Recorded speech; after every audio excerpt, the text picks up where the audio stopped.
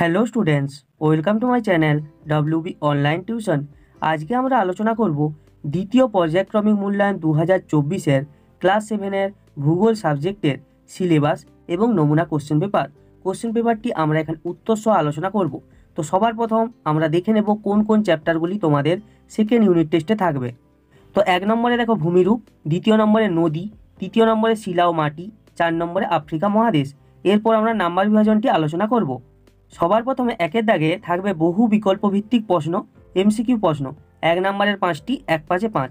ভূমিরূপ থেকে একটি প্রশ্ন করতে হবে, নদী থেকে একটি, শিলা ও মাটি থেকে একটি প্রশ্ন করতে হবে, আফ্রিকা মহাদেশ থেকে 2টি। টোটাল এখানে প্রশ্নের মান থাকবে 1 করে 5টি প্রশ্ন করতে হবে, 1 5-এ 5। এরপরে 2-এর দাগে থাকবে দেখো অতি সংক্ষিপ্ত প্রশ্ন। 1 নম্বরের 5টি প্রশ্ন তোমাকে করতে হবে। এখানে দেখো প্রতিটি প্রশ্নের মান 1 করে। ভূমিরূপ থেকে একটি প্রশ্ন করতে হবে, নদী থেকে একটি, শিলা ও মাটি থেকে একটি, আফ্রিকা মহাদেশ থেকে 2টি এবং 2-1টি বাক্যে উত্তর দিতে হবে। এবারে রয়েছে 3-এর দাগ। 3-এর দাগে কি রয়েছে? সংক্ষিপ্ত প্রশ্ন। এখানে দেখো প্রশ্নমান 2টি প্রশ্নের তোমাকে অ্যান্সার দিতে হবে, 2 2-এ 4। ভূমিরূপ, নদী, শিলা ও মাটি, আফ্রিকা মহাদেশ, এখান থেকে টোটাল 2টি প্রশ্নের তোমাকে উত্তর দিতে হবে।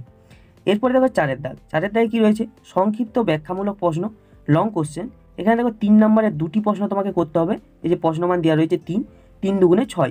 ভূমিরূপ, নদী, শিলা ও মাটি, আফ্রিকা মহাদেশ, এখান থেকে দেখো 2টি প্রশ্নের তোমাকে উত্তর দিতে হবে। এবারে দেখো 5-এর দাগ। 5-এর দাগে কি রয়েছে? ব্যাখ্যামূলক প্রশ্ন, লং কোশ্চেন। এখানে প্রশ্নমান রয়েছে 5। এখানে 5 নম্বরের একটি প্রশ্নের তোমাকে অ্যান্সার দিতে হবে। ভূমিরূপ, নদী, শিলা ও মাটি, আফ্রিকা মহাদেশ, এখানে টোটাল এই চ্যাপ্টারগুলি থেকে একটি প্রশ্নের তোমাকে এখানে উত্তর দিতে হবে। তো এই হলো তোমাদের নাম্বার বিভাজন। এবারে আমরা একটি নমুনা কোশ্চেন পেপার উত্তর সহ দেখে নেব। তো তোমাদের পরীক্ষার কোশ্চেনটি ঠিক এইভাবে সাজানো থাকবে। Second summative evaluation 2024, class 7, subject ভূগোল, ফুল মার্ক 25, টাইম থাকবে 50 মিনিট। সবার প্রথমে রয়েছে 1-এর দাগ। সঠিক উত্তরটি নির্বাচন করো। এখানে দেখো 1 নম্বরের 5টি প্রশ্নের তোমাকে অ্যান্সার দিতে হবে, 1 5-এ 5। 1-এর দাগের 1-এর কোশ্চেনটি কি রয়েছে? আফ্রিকা মহাদেশের দক্ষিণ দিকে বালুকাময় মরুভূমিটি হলো এর অপশনে সাহারা, বি এর অপশনে থর, সি এর অপশনে কালাহারি, ডি এর অপশনে গোবি। তো এখানে সঠিক অ্যান্সারটি হবে কালাহারি। 2-এর দাগের কোশ্চেনটি কি রয়েছে?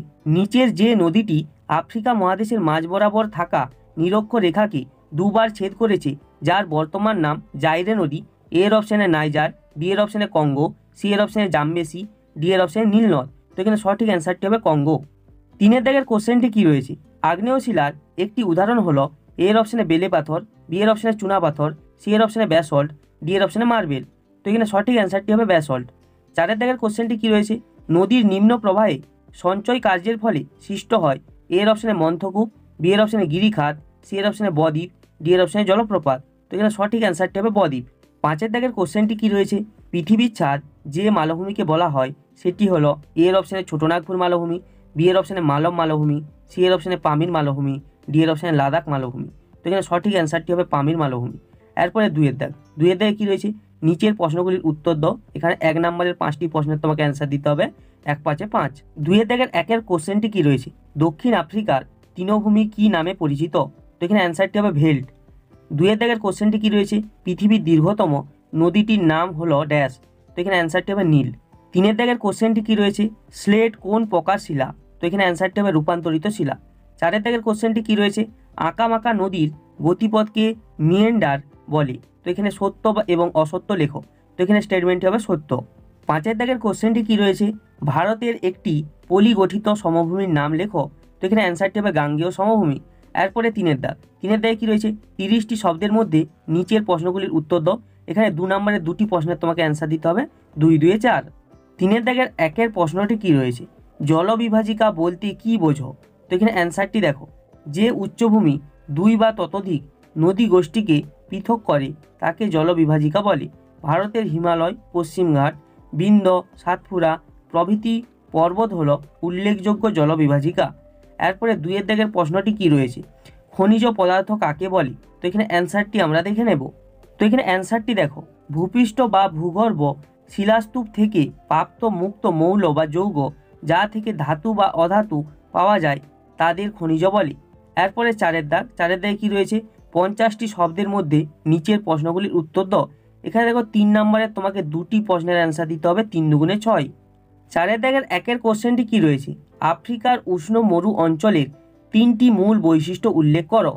দুইয়ের দাগের প্রশ্নটি কি রয়েছে, ভূমির ঢাল ও উচ্চতার ভিত্তিতে মালভূমি ও সমভূমির পার্থক্য নিরূপণ করো। এবারে রয়েছে 5-এর দাগ। 5-এর দাগে কি রয়েছে, 80টি শব্দের মধ্যে নিচের প্রশ্নটির উত্তর দাও। এখানে প্রশ্নমান 5। 5-এর দাগের 1-এর কোশ্চেনটি কি রয়েছে, মানব জীবনে শিলার গুরুত্ব আলোচনা করো। তো এইগুলি হলো তোমাদের ইম্পর্টেন্ট সাজেশন কোশ্চেনগুলি অবশ্যই ভালো করে করবে এবং আজকের ভিডিওটা ভালো লাগলে অবশ্যই একটা লাইক করবে, চ্যানেলটাকে যারা সাবস্ক্রাইব করোনি সাবস্ক্রাইব করে দিবে। তো আজকের মতো এইটুকুই, দেখা হবে পরের কোনো নেক্সট ভিডিওতে।